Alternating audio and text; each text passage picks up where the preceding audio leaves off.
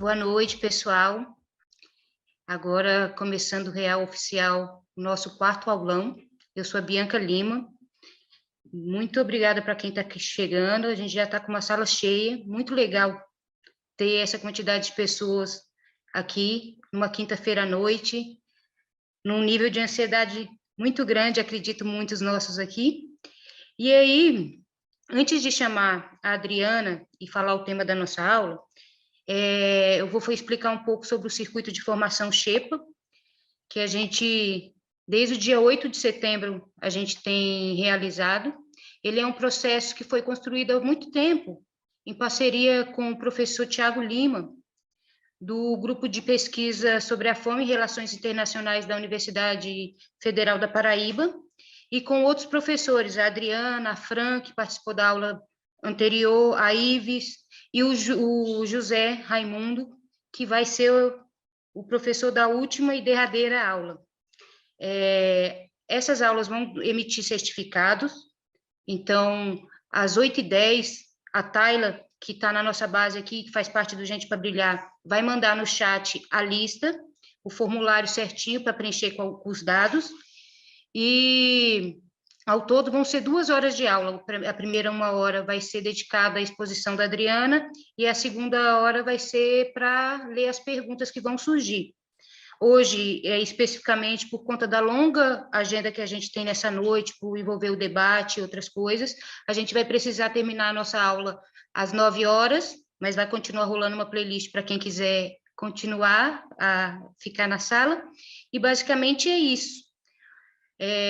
A primeira aula que a gente realizou foi o professor Tiago que deu, foi com o tema O Papel do Brasil na Fome do Mundo, quem ganha com a fome daqui. Foi bem interessante também, foi bombástica, foi a estreia. Aí, a segunda aulão foi A Fome no Brasil, substantivo feminino, com a Ive Elias. O terceiro aulão, que foi Pé na Porta também, semana passada, Fome, Racismo Ambiental e Mudanças Climáticas, com a Fran Paula. A gente tem esse com a Adriana, e na quinta-feira que vem vai ser A Fome dá Lucro, quem ganha e quanto se ganha com a fome.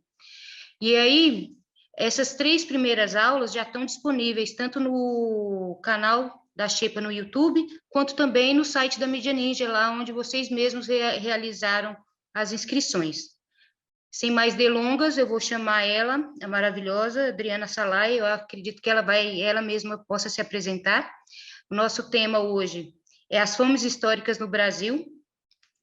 E é um tema que está muito em voga, e principalmente no dia de hoje, e às vésperas do que a gente vai viver nesse final de semana. Então, é com você, Adriana. Obrigada, Bianca. Que linda você está. E também queria dizer que eu vou abrir uma votação aqui. Eu acho que a Bianca tem que fazer a discotecagem da nossa comemoração segunda-feira, porque tudo indica que poderemos comemorar, né? Sei lá, não sei, estou querendo ser positiva. Mas eu acho que a Bianca que tem que fazer a discotecagem dessa festa. Depois a gente faz o contato. Obrigada, pessoal. Obrigada, Tiago e Bianca, pelo convite. Admiro muito o trabalho de vocês, eu já tinha dito isso, é um prazer enorme estar aqui. E acho que tem muita convergência do que eu vou falar hoje com a abordagem que aconteceu nas outras aulas. Acho que aconteceu que foi uma convergência danada todas as aulas, mesmo que a gente não tenha planejado tanto isso, né? A escolha das pessoas fez com que o tema entrasse no outro. Eu vou só compartilhar aqui a minha tela. E eu sei que está todo mundo muito, muito ansioso para o debate da Globo e para domingo. E eu acho que essa aula tem tudo a ver, porque a gente vai falar muito sobre Brasil e muito sobre política. Como as visões de fome geram políticas distintas e as políticas relacionadas à fome no Brasil. Para começar, eu estou aqui passando, né? Então não estou vendo o chat, mas eu acho que depois a gente vai bater papo, enfim, se vocês podem propor perguntas que a Bianca e o pessoal vai coletando, organizando, e a gente pode ver depois. Para começar, eu queria que a gente parasse um pouquinho para pensar nessas fomes históricas. Antes de eu definir quando a gente pensa em fome histórica, sem problematizar muita coisa, o que vem na nossa cabeça? Provavelmente, a gente vai pensar em grandes crises de fome. Aquela situação estereotipada, né, dos retirantes, dos sertanejos, que saem de um lugar de uma seca, por exemplo, e têm que ir para outros lugares, os migrantes dessas crises atribuídas enquanto climáticas. Essa é a imagem que vem na nossa cabeça quando a gente pensa em grandes fomes históricas no Brasil, estão muito ligadas a essa situação. Mas todo o trabalho que eu venho desenvolvendo a partir da obra do José de Castro, que a gente vai falar bastante hoje, e outros autores, trazem outras formas de pensar a fome, que vai ser o grande tema da aula de hoje, como as formas de pensar a fome geram políticas diferentes contra a fome.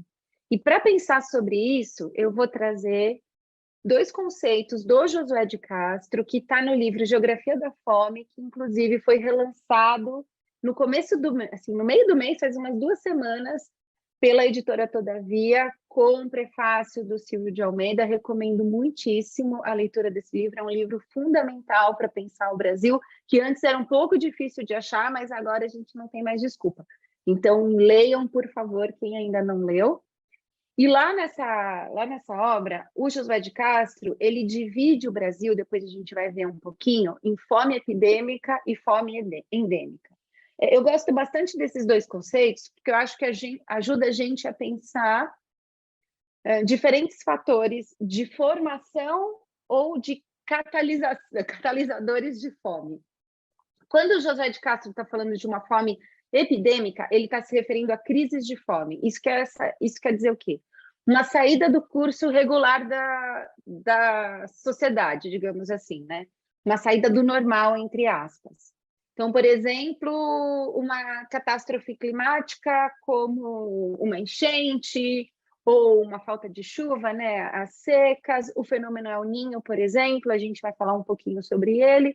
São situações muitas vezes atribuídas a situações naturais, e a gente vai ver como isso não se sustenta, mas que acirram situações de fome naqueles territórios. Então, seriam uma fome muito aguda e pontual naquele momento em que ocorre o problema. Seria diferente da fome endêmica, que é uma fome que a gente pode chamar também de estrutural. É uma fome causada pela desigualdade social que está na formação da nossa sociedade e que vai fazer com que uma parte da sociedade tenha acesso ao alimento e uma parte da sociedade não tenha acesso ao alimento. Não precisa de um tufão ou de uma enchente ou de uma seca para que essa fome aconteça. Essa fome, ela parte da formação da nossa sociedade e da forma como a gente se relaciona. A gente também vai falar sobre isso. E aí, bom, eu gosto muito de pensar essas 2 categorias para falar sobre fome, para mostrar que, desde a invasão, nesse território aqui, que hoje a gente chama de Brasil, a gente encontra a fome descrita, mesmo que não seja em crises de fome. Então, a gente tem uma fome estrutural na base da nossa sociedade, que sempre existiu, em que, em alguns momentos, essa fome é acirrada ou não acirrada por diferentes fatores que a gente vai ver hoje. Mas para colocar a fome no devido lugar dela, né, como fruto dessa nossa organização social. E para pensar sobre essa nossa organização social nos sistemas periféricos, né, do capitalismo, no qual está o Brasil, eu estou muito baseada num cara que eu também recomendo muitíssimo a leitura, que chama Mike Davis. É um livro que, inclusive, foi traduzido, acho que ano passado, Holocaustos Coloniais, antes tinha só em inglês, então, assim, é um livro muito fácil de ler, não é cabeçudão, né, só um pouquinho, mas que eu recomendo muitíssimo a leitura, porque o que ele vai mostrar ali? A formação desse nosso sistema contemporâneo a partir do fenômeno El Niño, que é um fenômeno gerador de seca em vários lugares, como ele vai mostrar. Ele estuda muito a Índia, mas ele estuda também o Brasil, alguns lugares da África, e ele mostra que o fenômeno El Niño principalmente numa grande seca que a gente vai falar do final do 19, ele é um catalisador de fome, ele não era um gerador de fome, e é isso que vai explicar o Mike Davis. E o que ele vai mostrar nesse livro? O que estava acontecendo nesse momento? Algo que já existia, mas que se consolida, que é a produção internacional dos alimentos básicos, né? Porque se a gente for pensar assim, as especiarias navegavam de um lugar para outro desde a antiguidade. A gente tem relatos de antes de Cristo, cominho indo para lá, pimenta do reino indo para cá. Mas o que aconteceu aqui? A internacionalização da produção de alimentos básicos da população. O Marx fala um pouco sobre isso também. O Mike Davis está focando especialmente em alimentação, então ele desenvolve bastante, citando inclusive um autor que é muito importante para pensar esse fenômeno, que é o Polanyi, que é um historiador, e ele tem esse livro que também está traduzido, que chama A Grande Transformação. Então, o que ele vai dizer? Num sistema de alimentos internacionalizado, quem tem dinheiro leva o alimento. Porque o que acontecia antes? Antes, por questões tecnológicas também, né? A circulação de alimentos, os básicos, ela demorava muito mais para acontecer. Então, a produção de alimento era muito mais no local. Por exemplo, a Inglaterra, que é um lugar que tem muito estudo sobre, produzia o seu trigo, enfim, fazia a sua farinha, os seus outros cereais, a carne que comia, o leite que bebia, tudo acontecia ali. Óbvio, existia alguma importação de alimentos, um fluxo de alimentos? Claro que sim, mas a base era local. Com a Revolução Industrial, a implantação do sistema capitalista, né, pelo desenvolvimento tecnológico e do sistema capitalista, o que aconteceu? E a Inglaterra é o epicentro disso. Uma boa parte da produção de alimentos, por exemplo, trigo, que o Marx fala sobre isso, o Polanyi também, passa a ser produzido na Índia, por exemplo. E aí, a Inglaterra se especializou em determinada produção e a Índia se especializa em outra produção. Qual que é a vantagem disso para a Inglaterra? Como ela tem dinheiro, as crises climáticas, por exemplo, instaladas na Inglaterra, elas não são mais geradoras de crises de fome, porque ela consegue importar trigo de qualquer lugar. Então, para ela é muito boa essa situação, porque ela pode importar trigo da Índia, ou, sei lá, do norte da África, ou da Argentina, onde tiver trigo, porque ela tem muito poder para comprar esse alimento. Só que os países periféricos, eles ficam mais vulneráveis às situações de crise. E ele mostra exatamente como isso acontece na Índia. Então, o que ele vai falar ali? A partir do El Niño, né, do final do século XIX, que foi uma grande seca, a gente vai olhar como ela interfere no Brasil, ela gera uma crise em determinados lugares da Índia, mas não era que não estava se produzindo trigo em outros lugares, ou outros alimentos, né, arroz. Esses alimentos estavam sendo produzidos em outras partes da Índia, mas eles não chegavam à população afetada porque eles estavam sendo exportados para a Inglaterra e os outros lugares. E aí ele traz um trecho desse livro do Polanyi que fala: as safras ruins, evidentemente, fizeram parte desse quadro. Claro, o acirramento por causa de um problema climático, mas o transporte de grãos por ferrovias possibilitaria levar auxílio a áreas ameaçadas. O problema é que o povo não conseguia comprar milho a preço tão elevado. Deixa eu só diminuir aqui para ver o slide todo. E aí o que ele vai dizer? Enquanto milhões de pessoas morriam na Índia, os portos estavam cheios de grãos a caminho da Europa. Essa mudança no sistema que vai também mudar a forma como essa população acessa o alimento. Aqui nesse momento, né, com a consolidação muito devagar, esse processo, tá, gente? Que a gente está dando uma resumida. A renda passa a ser o fator fundamental de acesso ao alimento. Hoje, no nosso sistema urbanizado, principalmente, né, industrializado, é a renda que vai determinar a capacidade da pessoa se alimentar. E no Brasil, isso já está bastante consolidado. Tanto que as áreas rurais têm maiores índices de fome do que as áreas urbanas. Porque a produção de alimentos para autoconsumo é muito pequena hoje. Os sistemas de trabalho no campo, né, fazem com que as relações de trabalho ali muito precarizadas e aí a produção de alimentos para autoconsumo seja pequena, estatisticamente falando, então a renda se torna o fator fundamental de acesso ao alimento. Calma aí, deixa eu passar aqui. Então, só para dar uma resumida, o que estava acontecendo aqui, e a gente vai olhar a partir daqui especificamente o Brasil, né? O Brasil ele está nesse sistema periférico da formação do capitalismo, então acho que a Índia tem mais estudos sobre, é um lugar legal para a gente comparar esse processo, que a Índia foi oficialmente colônia da Inglaterra num período mais tarde que o Brasil, mas não que o Brasil não tenha esse lugar de colonizado também, mesmo que não oficialmente, né? Um sistema que vai se urbanizando muito devagar em meados do século XX, lá para os anos 50, 60, acho que 70, sei lá. Enfim, nesses meados aí do século XX, se torna mais urbano que rural, mas esse processo estava acontecendo no século XX, que é o nosso foco aqui de análise, um lugar que estava se industrializando também e se globalizando. Essa nova forma de organização do mundo vai ter um impacto muito grande nas fomes que vão acontecer aqui. Se a gente pensar especificamente em crises de fome, no Brasil, essa noção de crise de fome está muito ligado às secas do semiárido. E aí a gente pode também depois conversar mais especificamente sobre isso. A falta de água, né, a falta de chuva é cíclica no semiárido, ela já aconteceu muitas vezes, a gente tem muitos registros. Primeiro registro pós-invasão, que é quando a gente tem registros escritos, né, de 1580, por exemplo, mas a gente tem várias secas registradas, 1723, enfim, tá.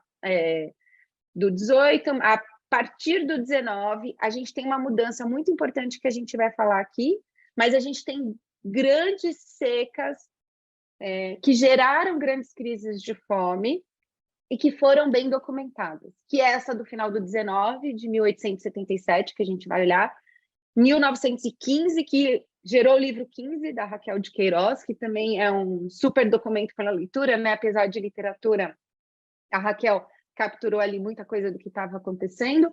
1932, que a gente vai olhar também, mas tiveram outras secas, inclusive a seca que durou mais tempo é de 2012 a 2017, que não faz tanto tempo assim. E eu acho muito bom citar essa seca, porque a gente não viu retirantes indo para cidades, a gente não viu campos de concentração, a gente não viu uma calamidade pública como a gente vai ver nas secas anteriores. E por quê, né? Por que essa diferença?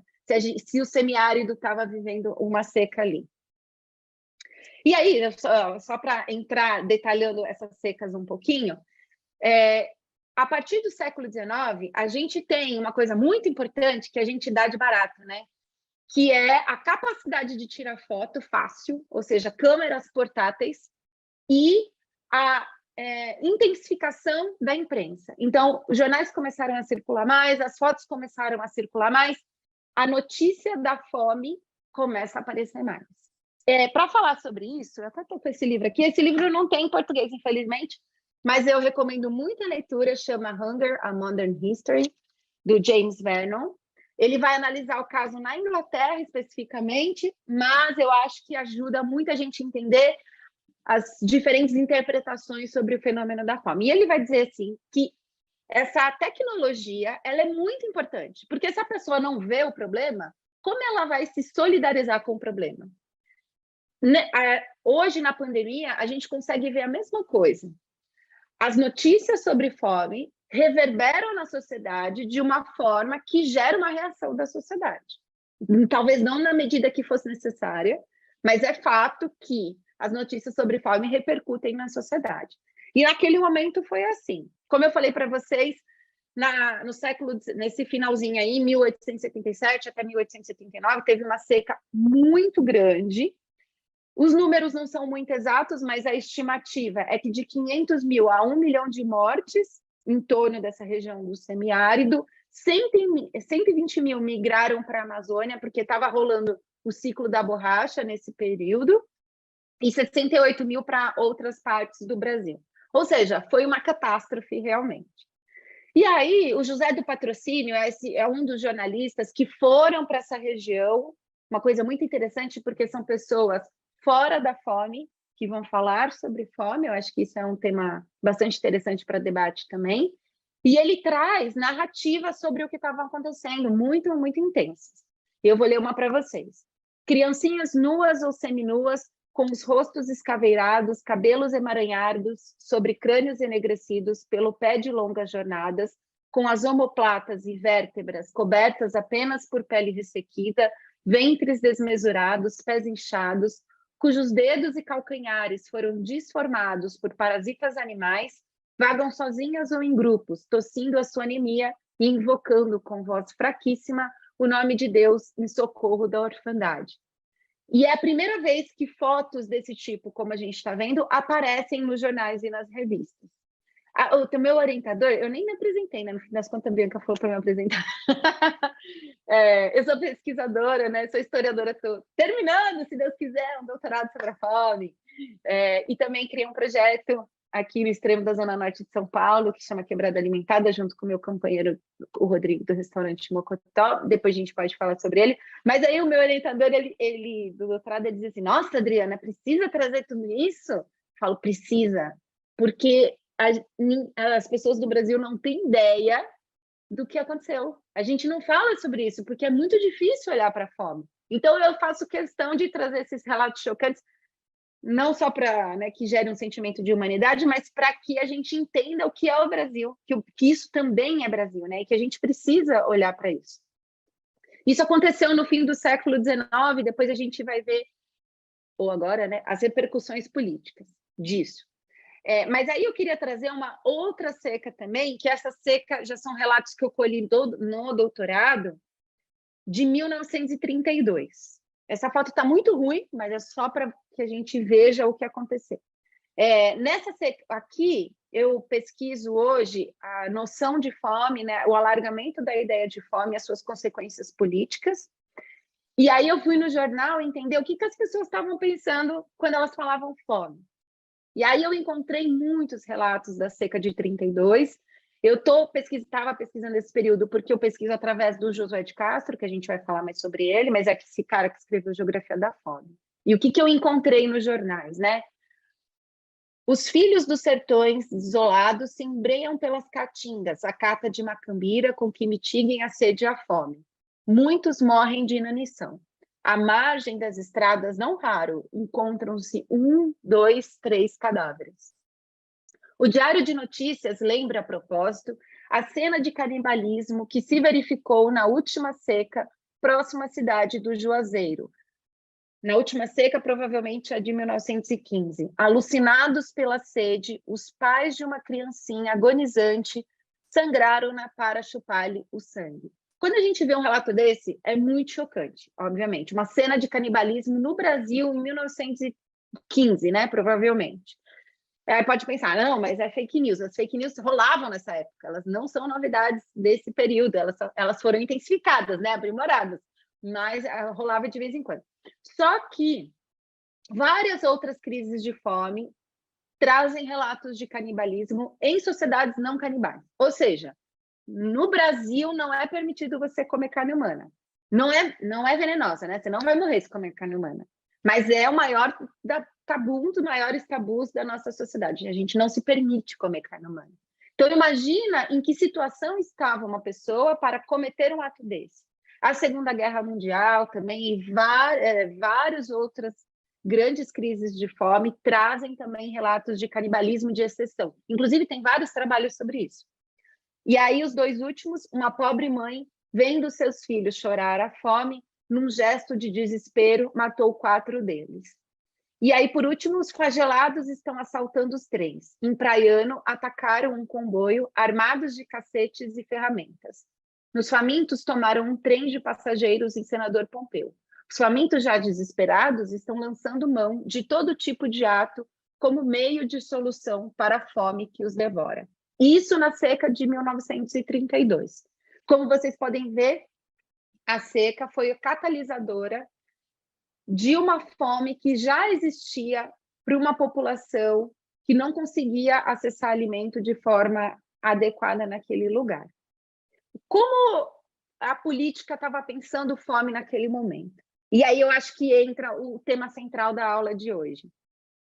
Se a fome é apenas uma crise, ela tem que ser tratada apenas enquanto crise, apenas no momento em que ela é intensificada. Se a fome é vista como um fenômeno natural, por exemplo, gerado por uma seca, essa seca tem que ser tratada. Então, as políticas criadas naquele momento para a contenção do problema da fome, que existia, eram políticas, por exemplo, de construção de obras de infraestrutura hidrológica, que faziam com que os retirantes entrassem em frentes de obra para que eles trabalhassem na obra e ganhassem uma renda ali emergencial. Mas eles já estavam em péssimas condições de saúde. Então, muitas vezes, trabalhando na obra era a sentença de morte para essas pessoas que recebiam nessa obra alimentação muito precária.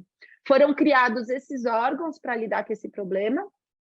E outra solução é o açude, a gente vai ver um pouquinho sobre o açude, e também os campos de concentração. Não eram campos de extermínio, como os campos nazistas, mas pouco se fala que o Brasil teve campos de concentração. Qual que era a ideia dos campos de concentração? Tem um trabalho sobre isso, de uma historiadora chamada Kenya Hills, Fortaleza e os campos de concentração na seca de 32, está aberto, é um PDF, né? Está aberto para todo mundo, recomendo muito a leitura também. A ideia não era, digamos, tratar desse grupo de flagelados pela situação, era contê-los para que eles não gerassem um problema dentro das cidades, porque o que acontecia? Eles não tinham alimento, então eles se retiravam do lugar, rumo ao litoral ou cidades mais ao sul, e nessa migração, o poder público entendia que eles estavam causando problema. Nas cidades, por exemplo, de Fortaleza, que era uma cidade que recebia muito retirantes. Então, eles começaram a fazer campos de concentração dessa população ao longo das ferrovias e nas entradas de cidades centrais, como Fortaleza, para abrigar essa população. Só que essa população, ela já chegava muito fragilizada pela situação que encontrava, tinham vários surtos epidêmicos de várias doenças dentro dos campos de concentração, a alimentação era muito precária. Eu acho que ano passado que fizeram um documentário, era meio ficção, meio documentário, que chama Currais Humanos, porque esse foi o apelido dado para os campos de concentração, que não eram campos de extermínio, mas que várias pessoas morriam dentro desses campos pelas péssimas condições, como vocês podem ver nessas fotos. Se o problema era uma crise, a solução deveria ser tratada enquanto crise.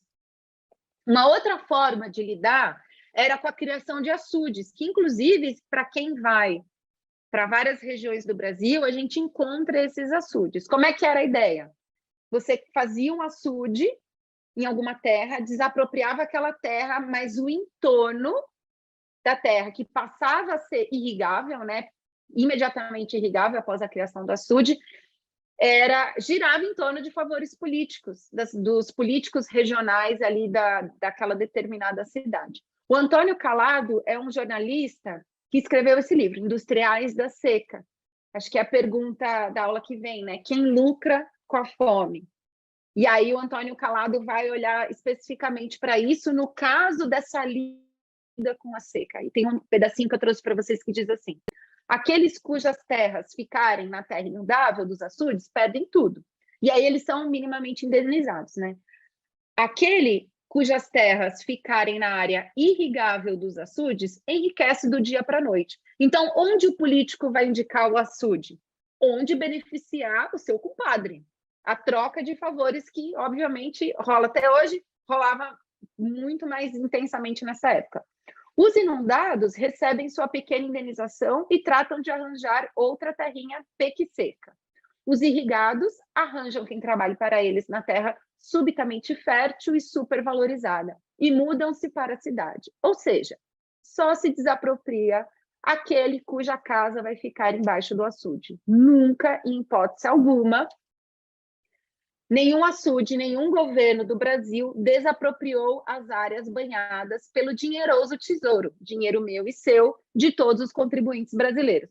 Ou seja, a gente paga o açude que fica para os caras compadres dos políticos que estavam naquele lugar.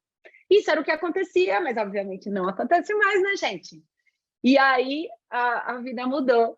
Obviamente que não, né? Mas a gente vai falar sobre isso depois. Isso acontecia muito nesse período aqui. O que estava surgindo nesse momento? Quais discussões estavam acontecendo que passam a reivindicar uma nova noção de fome, não quanto uma crise que rolava numa seca, mas enquanto um problema estrutural da sociedade. O que a gente, várias coisas, né? Mas eu queria focar especificamente no que a gente chama hoje de nutrição. Era uma ciência que não estava formada na época, então tinham médicos que discutiam sobre assunto, engenheiros, enfim, várias áreas que depois se juntaram e formaram o que a gente chama hoje de nutrição, a partir de inúmeros assuntos, mas eu queria trazer aqui o paradigma calórico e vitamínico. O que é esse negócio, né?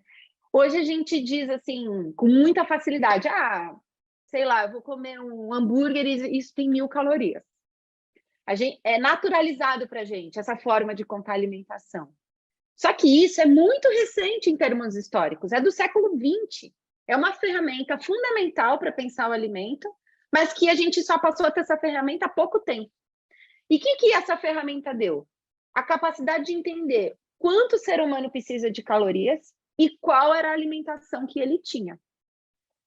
Esse buraco entre o que ele precisa e o que ele tinha vai dar para a gente uma noção de fome cotidiana. Mas, um pouco mais para frente, começa a perceber também que os alimentos não eram iguais entre si. Então, tinham alimentos que vão dar vitamina C, tem alimentos que são ricos em ferro. A noção de vitaminas e nutrientes, sais minerais, enfim, nutrientes no geral, ela também é muito recente. Claro que pensar sobre alimentação já existe há muito tempo, mas não com essas ferramentas específicas. A partir daí, começa a surgir vários, o que a gente chama de inquéritos alimentares. São pesquisas que vão medir o que as pessoas comem de fato na casa com esses números. E aí, o que se encontrou, né? Eu queria trazer para vocês. Antes tem uma coisa muito importante também. Com a ideia de modernidade, o Brasil se industrializando, se urbanizando, começa-se a perceber que o trabalhador é um elemento fundamental nesse jogo. Se a gente não tivesse um trabalhador minimamente alimentado, a gente não ia conseguir entrar na modernidade. Essa era a ideia da época. Tinha vários problemas nessa ideia, que a gente vai falar depois. Tem uma coisa muito boa, né? Que as pessoas precisam do mínimo de subsistência para viver, mas essas pessoas eram apenas os trabalhadores registrados. E isso é uma pequeníssima parcela da população. Até hoje minoritária, né? Mas nessa época era infinitamente minoritária. Então, esse era o foco aqui. Mas a ideia começou a ser assim: precisamos dar o mínimo necessário para essas pessoas para que elas trabalhem. E qual que é esse mínimo necessário? O salário mínimo, por exemplo, foi criado a partir dessas discussões nesse período. E aí eu queria trazer para vocês um desses inquéritos alimentares, esse eu acho muito incrível, que foi feito pelo Josué de Castro na década de 30, né? Ele fez em 34, ele disse que fez em 32, mas enfim, isso não tem muita importância aqui. Mas qual que é a grande vantagem dessa investigação que o Josué traz aqui? Ele é o primeiro cara que vai olhar a população operária, porque outros inquéritos já haviam sido feitos, mas não com esse recorte populacional, porque a média é um problema, né? Se você tem uma pessoa muito rica, uma pessoa muito pobre, aí você faz a média e você deu tudo, desculpa, porque você não sabe qual é o problema dessas duas camadas. O Josué, ele fez um recorte da população operária do Recife, para entender a ligação entre renda e alimento. Lembra que eu falei para vocês? Renda passou a se tornar um fator fundamental de acesso ao alimento, principalmente nas cidades, nesse período. E o que as pessoas, os operários, estavam comendo. E qual é a conclusão que ele chegou? Essas famílias gastavam 3.700 por dia. Mas ganhavam, 3.700, a média, né, na última linha. Mas gastavam 3.800, ou seja, gastavam mais do que ganhavam, estavam endividadas. E gastavam 71,6% da renda com alimentação. Eu vou repetir para vocês. 71,6% da renda. Bizarro pensar que a família precisava gastar 71% da renda para se alimentar. Eu vou mostrar para vocês qual que era esse alimento. 30%, um pouco menos, para todo o resto. Habitação, água e luz e o resto das coisas. Vestuário. Imagina se essa família precisa comprar um remédio, por exemplo. Imagina se essa família tem acesso a qualquer tipo, né, de lazer. Enfim, a gente consegue visualizar a partir daí quão precária é essa vida, e aí entender o que estava faltando para essa família chegar ao mínimo necessário, que era a discussão que estava rolando aí. Mas o que essa família comia, né? Se ela gastava 71% da renda com alimento. Basicamente, feijão, farinha de mandioca, né? Porque a gente está no Recife nessa pesquisa, charque, café e açúcar. 100% das famílias comiam isso. Pão já estava entrando com grande importância na alimentação, né? 84% estava comendo pão. Mas eu queria mostrar algo muito interessante, que o arroz não tinha nem de perto a importância que tem hoje, 20% no Nordeste, tá? O arroz só nos anos 80, 90 passa a ser predominante no Nordeste, até então a farinha de mandioca é muito mais importante para essas famílias. Mas eu queria que vocês olhassem também um pouquinho mais para baixo, verdura, fruta, leite, derivados de leite, 15%, 12%, 18% dessas famílias conseguiam acessar esse tipo de alimento. Então, mesmo gastando 70% da renda com alimentação, elas comiam isso. A conclusão é que a média de ingestão calórica era de 1.600, mais ou menos, e o indicado para a época era de 3 a 4.000, porque era uma época em que o corpo era muito mais ativo do que hoje, você precisava de mais calorias. E aí, qual conclusão chega o Josué? Como se pode comer assim e não morrer de fome? E só há uma resposta a dar, se bem que um tanto desconcertante. Como? Morrendo de fome. Realmente é esta alimentação insuficiente, carencial e desarmônica usada pelas classes operárias na área urbana a causa principal do seu elevado índice de mortalidade. Era uma fome que não era gerada por uma crise, né? Não existia um problema climático ali. Era uma fome gerada pelas relações sociais estabelecidas naquele lugar, que não davam o mínimo suficiente para que essas famílias se mantivessem. Elas não morriam por inanição, né, desnutrição completa, mas iam morrendo de doenças associadas, como acontece até hoje, inclusive.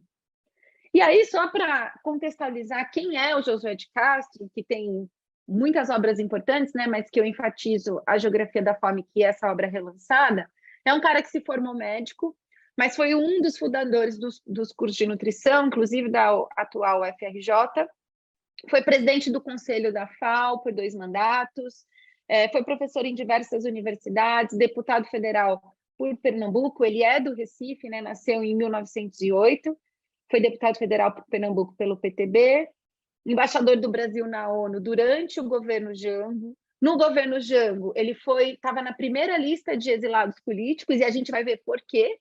Eu acho que assim, é muito sintomático, inclusive, esses motivos pelo qual ele foi exilado, e escreveu diversas obras, mas as mais conhecidas são Geografia da Fome, que eu já falei algumas vezes, e Geopolítica da Fome, que vai olhar não só o Brasil, mas outros lugares do mundo também.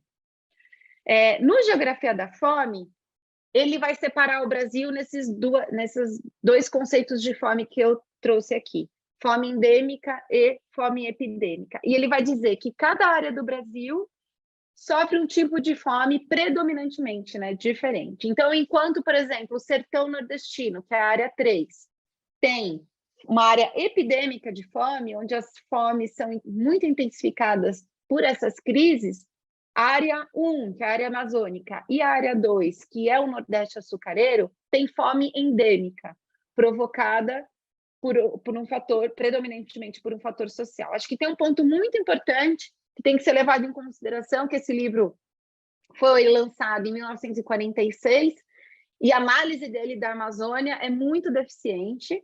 Ele não leva em consideração, por exemplo, os saberes indígenas, os povos ancestrais, ele está olhando principalmente pela população inserida para o ciclo da borracha, que obviamente inserida numa floresta que eles não tinham nenhum conhecimento, não sabiam fazer usos dessa floresta também e dependiam dos alimentos trazidos. E era muito difícil trazer alimentos para aqueles locais, e era uma população que vivia uma precariedade alimentar enorme.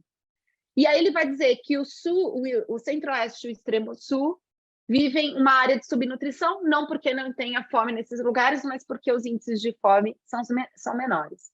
A forma de medir a fome era muito diferente da forma como a gente usa hoje, né? Hoje a gente não fala mais em em medição calórica, a gente usa as escalas de insegurança alimentar, que com certeza o José Raimundo vai falar na última aula.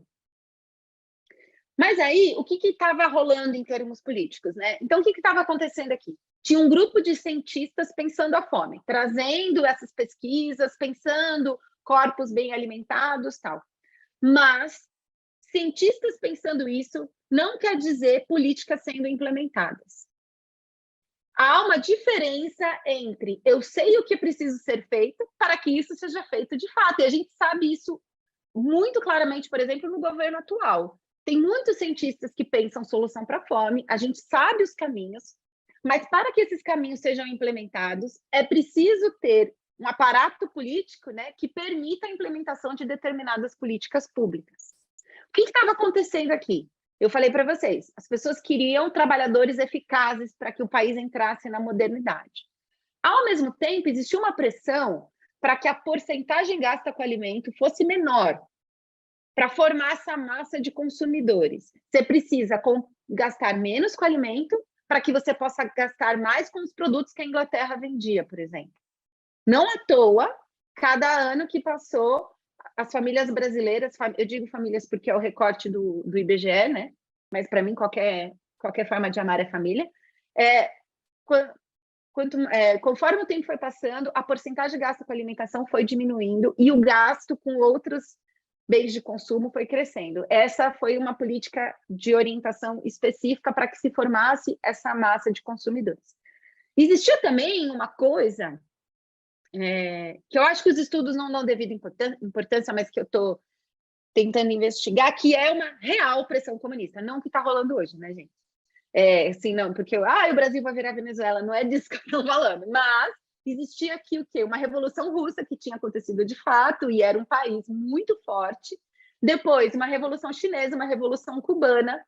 Existia uma discussão real dos Estados Unidos, por exemplo, olha, se não fizermos o mínimo, podemos virar um país comunista. E isso existia de fato, esse medo existia de fato. Vários autores falam sobre isso, por exemplo, Hobsbawm, na Era dos Extremos, ele fala bastante. Inclusive, ele diz assim, a formação do estado de bem-estar social, esse estado robusto que dá educação e saúde, em algum sentido, ele vem também para fazer um contraponto a essa revolução comunista.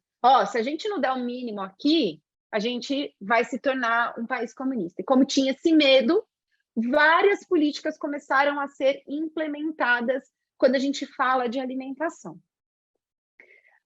Isso aqui é só um recorte do jornal para mostrar que a fome se tornou assunto do dia, que nem hoje. Hoje, por causa da pandemia, a gente vê notícias de fome dia sim, dia também. E aqui aconteceu a mesma coisa, principalmente no final da Segunda Guerra Mundial e aqui, década de 50 e 60, onde estão se discutindo fortemente essa ideia de precisamos dar o mínimo, começa a surgir vários recortes de jornais falando sobre essa fome que não vem de crise. E aí eu vou trazer aqui uma leiturinha para vocês. Mas, seu doutor, o que é que meu filho tem? Fome, minha senhora, seu filho tem fome. Mas não é possível, doutor, ele come como gente grande. Come o quê? Ora, seu doutor, ele come arroz, come feijão, come farinha. Mas, minha senhora, o seu filho está com distrofia. Sabe o que é isso? Distrofia, isso pega, doutor? Distrofia são carências de alimentação, fome específica, falta de alimentos básicos e fundamentais. Seu filho come carne? Deus me livre, doutor. Carne para cachorro está custando 20 cruzeiros o quilo. Ele toma leite? Como é que pode, doutor? Leite a 7 cruzeiros o litro e metade é água.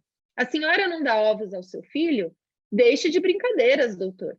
Cada ovo custa 3 cruzeiros. Eu sou franca consigo. Não posso pagar essas extravagâncias. Isso estava num jornal, um jornal de grande circulação, que era à noite, mostrando esse tipo de fome que não vem da crise. Eu acho que, não à toa, Carolina Maria de Jesus lança o livro Quarto de Despejo em 1960, assim, no fogo dessas discussões. E foi o livro de maior venda, assim, foi um alvoroço a venda de Quarto de Despejo. Como antes nunca visto, vendeu mais que Jorge Amado, esgotou em pouquíssimos dias o livro dela, porque estava se discutindo muito esse assunto. E aí, eu queria trazer um mapeamento muito rudimentar ainda, tá, pessoal? Está proibido publicar. Porque eu acho que precisa ser bem melhor trabalhado. E também já vou dizendo de cara que é, assim, uma redundância, não. Que eu tô... Ai, meu Deus, esqueci a palavra. Deixando muito feia a coisa, porque eu estou criando apenas 2 grupos e é muito mais complexo que isso. Mas o que eu tenho observado, né? Não só eu, várias pessoas falam sobre isso, que a forma como você vê o mundo vai gerar as políticas que você quer para o mundo, certo? Isso é óbvio. Mas como isso se dá com a fome? É essa a minha pegada na tese. E aí, as discussões, elas se dão principalmente entre 2 grupos. Lembrei, a palavra que eu estou é simplificando muito. A coisa é muito mais complexa que isso. Mas eu acho que essa simplificação ajuda a gente a entender de onde vêm essas ideias, que estão colocadas, inclusive, hoje para as eleições. Por exemplo, grupos que eu estou chamando de moral capitalista por enquanto, que é grupos que acreditam nesse sistema capitalista de livre mercado, podem ser conservadores nos costumes ou não, mas acreditam que o livre mercado será a solução para os problemas da humanidade. Uma tendência, tá? Não é todo mundo. Uma definição mais estreita de fome. E a gente vê isso claramente, por exemplo, no discurso do Bolsonaro, né? Fome não existe, não vemos corpos esqueléticos na rua, etc. e tal. Causas naturais ou climáticas? Ah, não, a causa da fome é a pandemia, por exemplo. Não é a desigualdade social, né? É a pandemia. Ou, não, foi a seca que gerou a fome. A fome também como um fracasso pessoal e individual daquela pessoa, daquela família. Ah, você não trabalhou bastante, por isso você está nessa situação de fome. Mas, se a sociedade é meritocrática, é só você ralar muito, é só você trabalhar muito que você vai chegar lá. E aí, uma tendência o discurso do ensinar a pescar, né? Então, por exemplo, eu não posso dar transferência de renda. Ah, não, transferência de renda eu estou criando vagabundo. Eu preciso dar trabalho para o cara. Por exemplo, as frentes de trabalho contra secas. E aí, nesse sentido, preciso liberar de impostos para que aumente a empregabilidade. Vimos esse discurso também faz pouco tempo. Num resumão, uma menor atuação do Estado, que a mão invisível do livre mercado vai solucionar tudo, o que não for solucionado, a filantropia e a boa vontade das pessoas vai solucionar. Na contramão disso, a gente tem um grupo muito heterogêneo, e a gente vai ver isso sobre as discussões de reforma agrária, que eu acho que é um caso muito sintomático do Brasil. Então, uma definição mais alargada de fome, que envolve, por exemplo, essa fome estrutural, entendendo que a causa é social, vinda da desigualdade social, e de um termo que era muito usado na época, que é subdesenvolvimento, né? Os países desenvolvidos em contraposição aos países subdesenvolvidos, como era o caso do Brasil. Um problema coletivo, né? Um problema gerado socialmente, então a saída precisa ser coletiva também, não há saída individual para o problema da fome. E não vem problema em medidas emergenciais de transferência de renda. Dar o peixe é importante para que você dê uma estrutura mínima de existência ali. E aí vão ter grupos que vão falar de maior atuação do Estado e vão ter grupos revolucionários também, né? E esse grupo progressista, ele tem diversas saídas para o problema, né? Tem muitos debates em torno disso, mas eles vão se juntar nessa questão da reforma agrária na década de 60, que eu queria mostrar para vocês.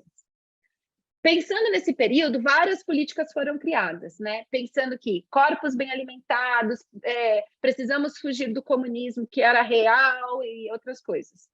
Então, o salário mínimo criado em 1940, o SAPS, que é o Serviço de Alimentação da Previdência Social, que durou bastante tempo, foi um serviço muito robusto, criou, por exemplo, o refeitório para trabalhadores, a necessidade de que as empresas tivessem, a lei, né, de que as empresas tivessem refeitórios para trabalhadores a partir de um X de funcionários, eu acho que era 500, restaurantes populares em alguns lugares, com alimentação subsidiada, mas que era só para trabalhadores, então você precisava ter a carteirinha do SAPS para acessar. É diferente do Bom Prato, por exemplo, né, que você paga R$1 e pode ir.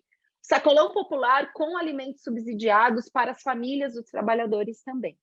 Em 45, cria-se outro grupo, mas que tinham princípios muito parecidos, que teve muito mais a ver com as disputas políticas que estavam rolando ali. Comissão Nacional de Alimentação, Eu citei esse, tem vários outros que foram criados, porque foi aí que foi criado a merenda escolar, que era chamada na época, como uma política nacional. Políticas de merenda escolar de cidade já existiam, políticas específicas em determinadas escolas já existiam também, mas nacional ela é criada em torno da CNA, a partir inclusive do grupo do Josué de Castro, que passa a se chamar PENAI, que é o nome que a gente usa hoje, que é a política de alimentação mais tempo em operação do Brasil. E aí, eu vou avançar no tempo um pouco, hein? Mas só um pouquinho, eu prometo.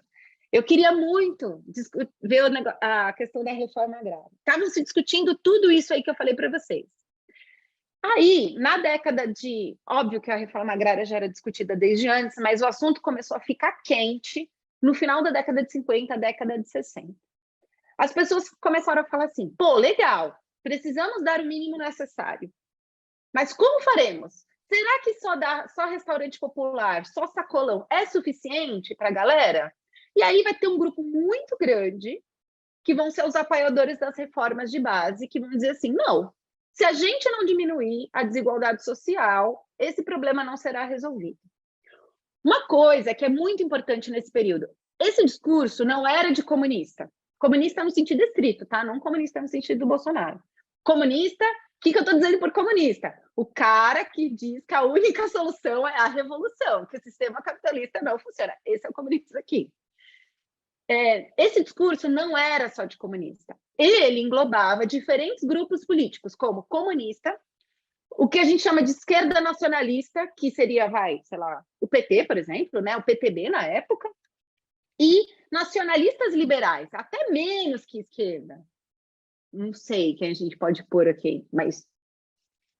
Enfim, mas que era um grupo formado, inclusive, pelo empresariado. Eu vou dizer, depois a gente vai ver quais eram os argumentos, né? Qual que era o contexto? Antes da Revolução, façamos as reformas de base. Pô, se a gente não der o mínimo, os caras vão transformar isso aqui em Cuba. Lá existia uma pressão muito maior do que o que hoje é a viagem do cara, né? Uma pressão urbana que já existia aqui, porque o inchaço urbano nas cidades, e aí tinham muitas pessoas usavam o seguinte argumento: precisamos dar condições de existência no meio rural. Algo que a gente diz até hoje, inclusive, né? Precisamos dar boas condições de trabalho para essa população. Existiam vários tipos de reforma agrária. Não é que reforma agrária é coisa de comunista. Os Estados Unidos fez reforma agrária, a Itália fez reforma agrária e Cuba fez reforma agrária, de modos diferentes, com consequências diferentes. Eu não estou defendendo todas as reformas agrárias, mas para mostrar que não era uma coisa que só comunista defendia. Para vocês terem uma ideia, era um tema tão quente que em algumas capitais 70% da população apoiava a reforma agrária, muito diferente da adesão que tem hoje, por exemplo.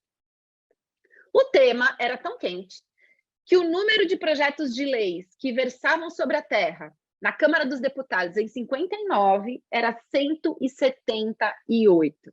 A galera estava muito querendo definir o que era isso. Porque a pressão era tão grande que a reforma agrária vai acontecer. Qual reforma será? E aí começou uma discussão muito, muito quente. Por quê? Existia uma pressão por maior produção de gêneros alimentícios. Como você vai produzir isso? Era uma grande discussão na época. Fixação dos trabalhadores no campo, que eu falei, por causa as cidades estavam crescendo muito, tinha que manter a galera no campo. Como fazer isso? Para conter o rápido êxodo rural, né? Fornecimento de material para a indústria. Lembra? Não sei se vocês lembram da aula de história dessa época, mas estava rolando uma industrialização forte, né? O JK, 50 anos em 5, investimento pesado em indústria. Como vamos fornecer a indústria? Formação de massa de consumidores. Olha, se essas pessoas tiverem o mínimo, elas vão comprar. Olha que legal. Isso não é um discurso de comunista, isso é um discurso de capitalista. Precisamos de pessoas comprando as nossas mercadorias. Se as pessoas não tiverem renda, elas não vão comprar. Então, era esse discurso que estava rolando. Aqui eu trouxe um trecho de um cara, um deputado do PSD, que é um grupo mais liberal, que ele diz assim: não podemos olvidar uma grande verdade. Se elevarmos o padrão de vida dos 40 milhões de seres humanos que temos espalhado nessa nossa Interlândia, olha a linguagem do cara, estaremos fazendo crescer o nosso mercado interno na mesma proporção. Então, o debate da reforma agrária estava rolando, muito quente, e não queria dizer só revolução, queria dizer essa coisa bem capitalista mesmo, em alguns sentidos. Algumas leis sobre a propriedade de terra, elas já existiam desde a Constituição de 1946. A gente vai olhar sobre isso. A coisa começa a ser mais pressionada. Em 1960, surgiu a Lei de Irrigação, por exemplo, que era uma lei para tentar desapropriar... Lembra que eu falei para vocês dos açudes? As terras em volta dos açudes. Mas, obviamente, grupos conservadores que se beneficiavam dessas terras em volta dos açudes pressionaram para que isso não acontecesse. Usando o argumento, não, mas essas pessoas, elas geram trabalho, esses açudes constituem uma empresa, então você automaticamente você desenvolve a região. Então, ao mesmo tempo que nacional e internacionalmente existia uma grande pressão pela reforma agrária, existia também uma elite latifundiária incrustada no sistema político, que nunca saiu do sistema político e que impedia que essas reformas fossem colocadas em prática. Nenhuma ligação com a nossa atualidade. O que acontece? O que estava rolando aqui? Desde 1946, na Constituição, falei para vocês, existiu uma lei que dizia: a propriedade estava condicionada ao bem-estar social. O que isso quer dizer? Se a terra não cumpre a sua função social, ela pode ser desapropriada. Isso está ali desde 46. Mediante a prévia e justa indenização por dinheiro. A grande discussão da época era: o que é isso? Justa indenização em dinheiro. O que é justo? O valor de mercado, ou seja, o valor da venda da terra, ou o valor venal, que é o valor que a pessoa declara para pagar imposto. Justo para quem? Então, os grupos mais à esquerda vão defender o valor venal, porque eu não posso fazer negócio agrícola com o Estado. O Estado não tem capacidade de comprar todas as terras no valor de mercado. Eu tenho que pagar essa terra em dinheiro ou em títulos de dívidas públicas? Era essa a discussão que estava rolando na época. Como vocês sabem também, o João Goulart assume em 61, e ele era um grande defensor das reformas de base, que eram as reformas constitucional, urbana, bancária, tributária e agrária. Mas essas reformas não passavam no Congresso, que tinha essa elite ali, latifundiária, que impedia que as reformas fossem feitas. Em 62, por exemplo, foi instituída essa lei que desapropriou por interesse, de desapropriação por interesse social, o chamado Estatuto da Terra. Então, a coisa começou a ser mais pressionada. Já que eu não conseguia no Congresso, então eu fazia... esqueci o nome desse instrumento legal. Mas, enfim, eu fazia leis para que eu pudesse colocar isso em operação. Ao mesmo tempo, no Congresso, a discussão sobre isso era muito quente. As pessoas estavam querendo passar essas reformas de base lá. Em 13 de março de 64, não conseguindo aprovar a reforma agrária, o João... assinou o decreto, era esse instrumento que eu estava tentando lembrar. O João Goulart assinou um decreto que desapropriava 10 quilômetros de terra em torno de rodovias federais, ferrovias, açudes para a reforma agrária. O pagamento seria em títulos de dívidas públicas, lembra da discussão que eu falei? Resgatáveis em 30 anos, a exemplo da Itália. Então, não é que é uma reforma de Cuba, a reforma era tinha como exemplo Itália. Aí eu queria que vocês prestassem atenção nesta data, 13 de março de 64. O golpe militar aconteceu 31 de março de 64 e alguns autores falam 1º de abril de 64.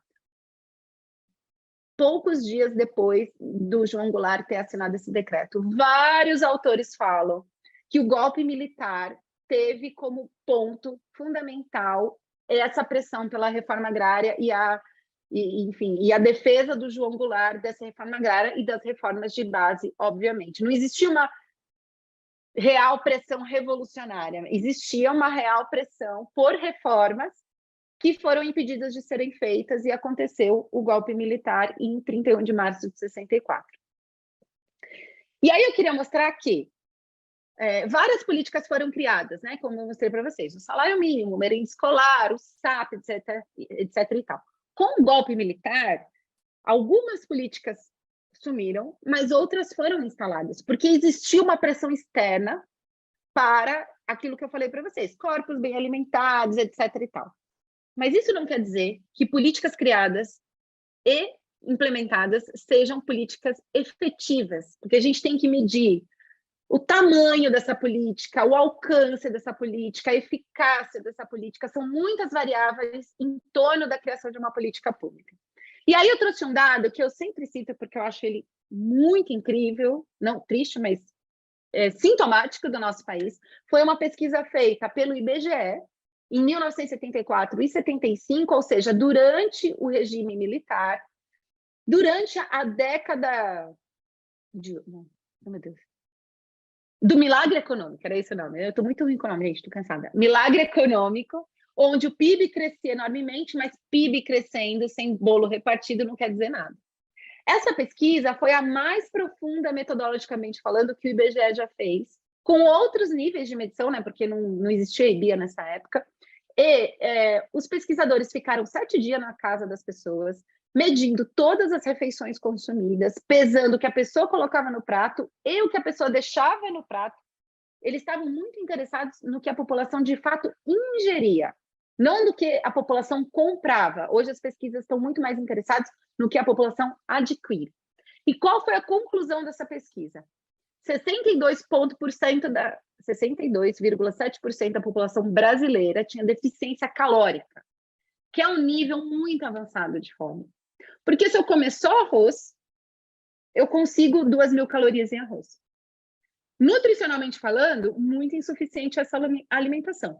Caloricamente falando, seria suficiente. 62% da população não tinha nem só arroz para comer. Então, a gente está falando de uma fome gravíssima na época do milagre econômico. Não existia nenhuma crise aqui nesse momento. E a população estava nessa situação.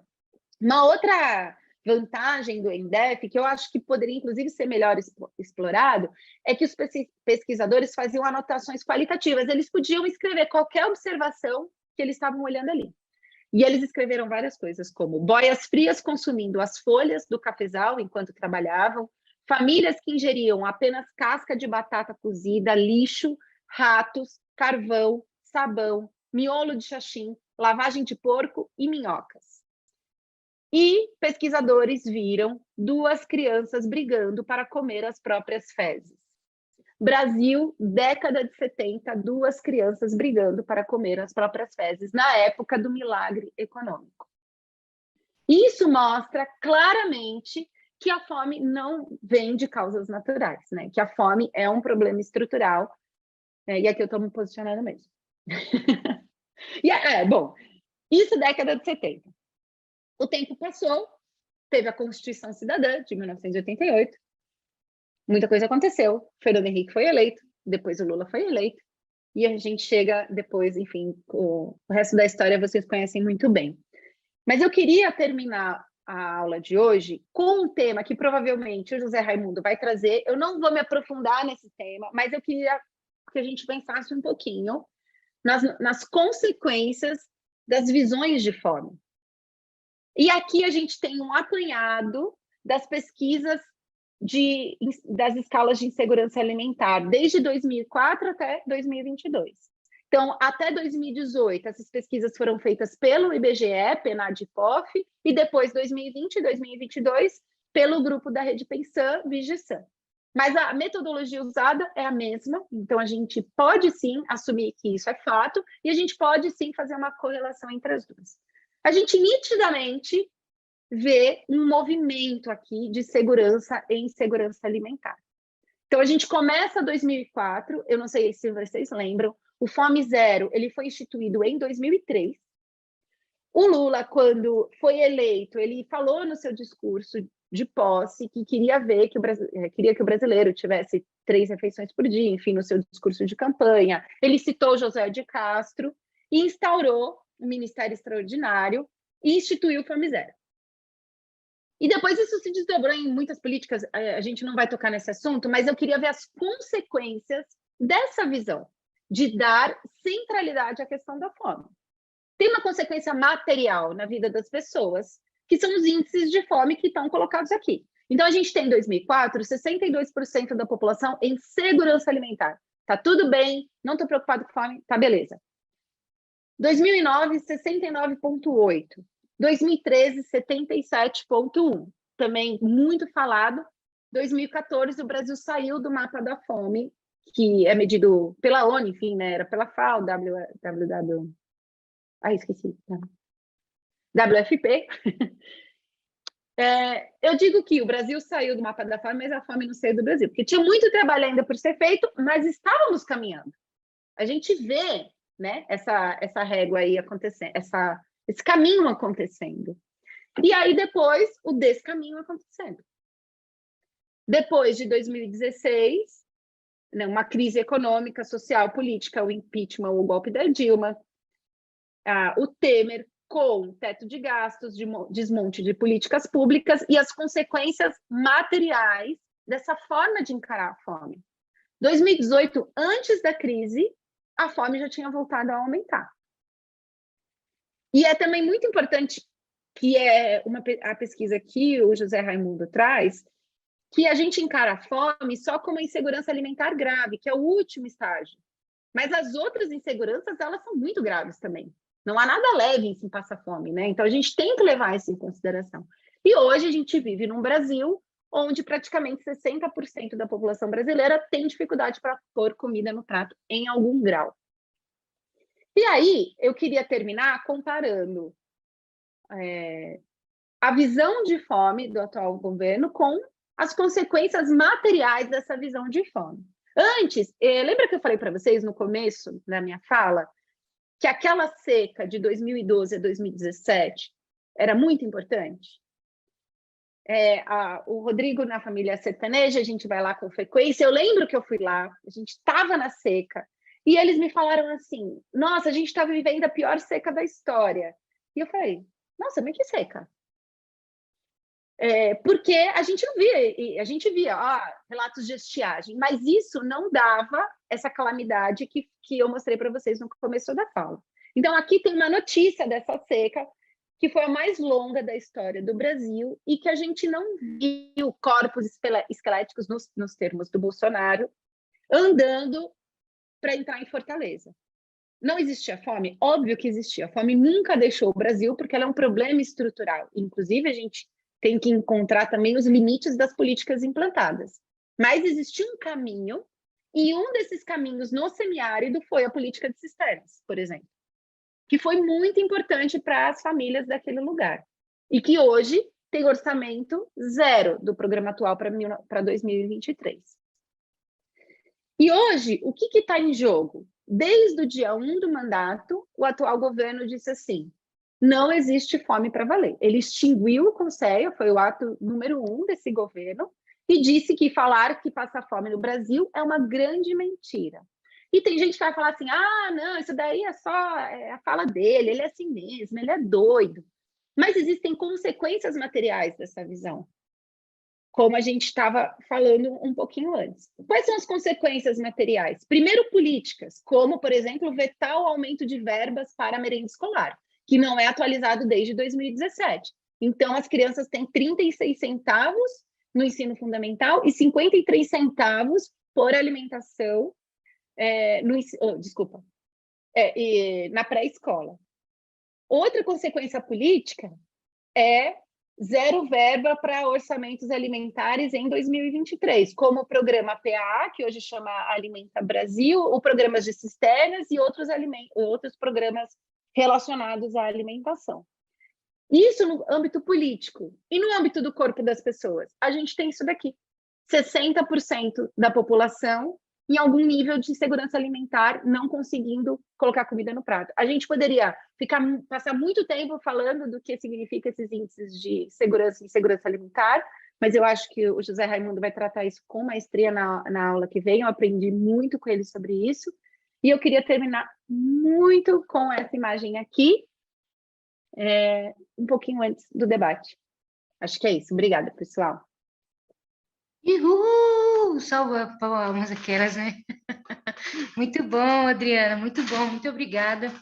Eu acho que eu já assisti algumas outras aulas e sempre é impactante te ouvir, porque você traz de uma forma muito fácil toda essa problemática, né? E essa contextualização da fome histórica, esse lance do campo de concentração, muita gente não sabe, nos dias atuais. A gente fez um post com o texto do Tiago na Xepa o ano passado e os comentários eram de surpresa profunda, né? O Brasil não se conhece ainda, principalmente nos últimos anos. E aí, enquanto você estava falando, surgiram algumas perguntas aqui que eu vou fazer. E aí, caso falte alguém e não leia o que alguém mandou, pode mandar ali no chat que eu faço uma busca novamente. Só um minutinho que eu vou colocar a Leleca aqui como co-host de novo. Aqui foi. Beleza, vou lá ler as perguntas. Bianca, Oi. posso falar uma coisa antes? Claro, Thiago. Primeiro, eu parabenizar a Adriana, que pena que acaba, né? Legal demais, assim, mas como você falou dos campos de concentração e a Bianca retomou isso, gente, eu quero falar uma coisa para vocês que é importante, né? Todo ano, no terceiro domingo de novembro, existe uma caminhada na cidade de Senador Pompeu, no Ceará, onde estão as últimas ruínas dos campos de concentração da fome. Se chama Caminhada das Almas da Barragem, que é uma caminhada em homenagem às pessoas, principalmente sertanejos, que morreram lá, em Senador Pompeu. É todo terceiro domingo de novembro. E neste ano, finalmente, o governo do estado do Ceará resolveu tombar definitivamente as ruínas do campo. Então, se tornou um patrimônio histórico brasileiro, tá, galera? Vale a pena visitar lá e valorizar. Esse ano eu vou tentar ir, né? Então, fica a dica aí para vocês se informarem sobre isso, que é para conhecer. Tem gente que vai para Auschwitz, né, ver campo de concentração, vamos para o Ceará.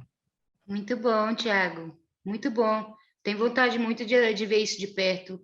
Para o ano que vem, depois que o céu abrir, a Xepa está pensando nos percursos aí de ver em cima, as dificuldades e também o que foi criado a partir disso. Eu vou fazer as perguntas agora, tá bom? A Mariana Prudente, deixa eu colocar aqui a Adriana no PIN. Foi. A Mariana Prudente, bem no começo da sua fala, fez a pergunta: você poderia explicar a relação da fome com o colonialismo?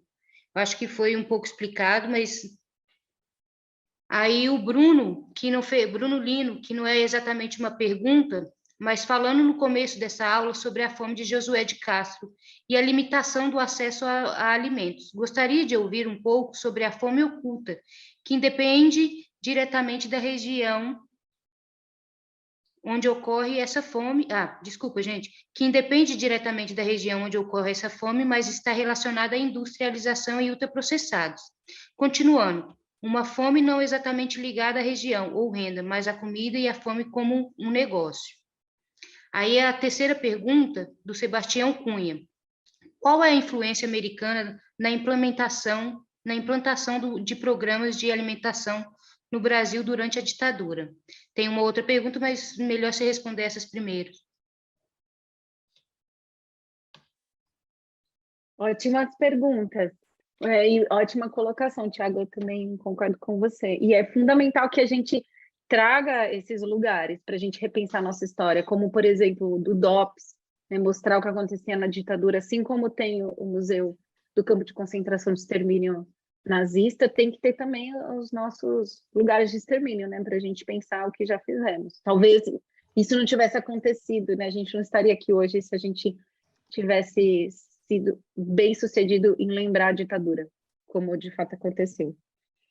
Mas a questão entre fome e colonialismo, se você está interessado nisso, eu recomendo muito, Mariana, né? Acho que se a Mariana está interessada nisso, o livro do Mike Davis, Holocaustos Coloniais, porque a ideia dele é assim, esses problemas climáticos, né? Essas mudanças climáticas, elas aconteciam, Mas o sistema colonial, por tomar a matéria-prima daquele lugar, ele faz com que esses problemas de fome sejam acirrados, porque o alimento não fica ali, o alimento vai para a metrópole, e quem tem mais dinheiro consegue se alimentar. Claro, dentro do sistema colonial existiam as pessoas que tinham dinheiro também, né? Na Índia, por exemplo.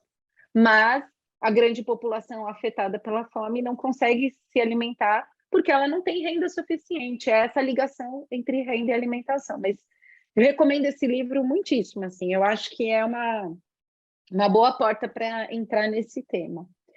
E aí a pergunta sobre fome oculta, a impressão que eu tenho é que o termo fome oculta ele mudou de sentido.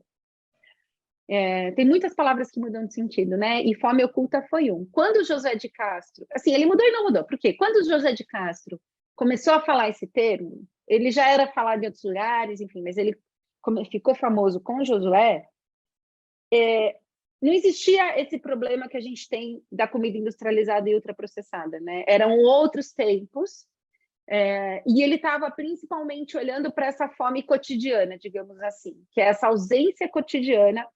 E ele vai dizer assim, isso que você chama de subnutrição, de má alimentação, na verdade é fome. Pode chamar de fome oculta. A ênfase, apesar de ter semelhanças, era em outra questão. Hoje, muito acertadamente, a gente não usa mais índices do corpo para falar sobre fome, porque fome convive, né, com obesidade e sobrepeso, não são oposições mais. Então, fome oculta, ela passa a ter um outro sentido, eu acho, nessa modernidade, porque a gente tem mais acesso a calorias hoje. A questão é quais calorias temos acesso. E aí vem uma ampla discussão sobre isso, a entrada, né, na discussão dessa questão dos alimentos industrializados e ultraprocessados. E aí o Sebastião, né, que fez a pergunta sobre a influência americana, isso também é um super tema. Teve uma imensa influência, imensa, porque existia essa política de o Brasil não pode se transformar em um país comunista, então a influência americana era pesada, né, investimento pesado, e isso começou antes da ditadura, inclusive com José de Castro. Lembra, outros tempos, o José de Castro, se o joio e o trigo souber disso, eles vão me matar, mas foi eu vou dizer isso na minha tese, eu estou antecipando, gente, as fofocas da tese, mas foi o cara que trouxe o leite em pó para o Brasil, o leite em pó americano, porque ele que fez o acordo com o FISI, que é a atual Unicef. Qual que era o esquema dos Estados Unidos? Eles faziam leite em pó, ou seja, né, os caras lá da indústria faziam leite em pó norte-americano, tinha excedente, e eles precisavam mandar para algum lugar.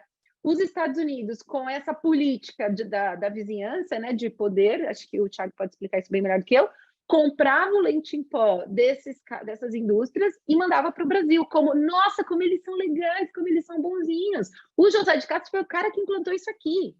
Ele mandava leite em pó para o Nordeste. Por quê? As discussões da época eram outras. Ele estava focado em outras coisas, né, que são diferentes da que nós estamos hoje. E essa política de boa vizinhança, muito entre aspas, ela continuou, inclusive, na ditadura. Acho que é isso. Thiago, você quer complementar isso? Talvez seja da sua alçada. Não, tá ótimo. Tô bege aqui com essa novidade. Já vou colocar nos meus grupos aqui já. Não coloca não. Não, mentira, não vou colocar não. Mas caramba, viu? Eu só contei para 120 não. pessoas, mas tudo bem. Essa eu não imaginava não, viu? A Bianca tá muda. Tô muda, voltei. A Tânia perguntou sobre o debate da reforma agrária. Qual foi o impacto da Revolução Verde nisso?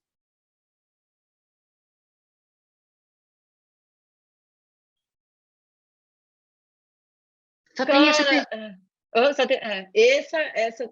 o João Pérez não pode ouvir essa aula. Ai, meu Deus. Olha, essa é uma excelente pergunta.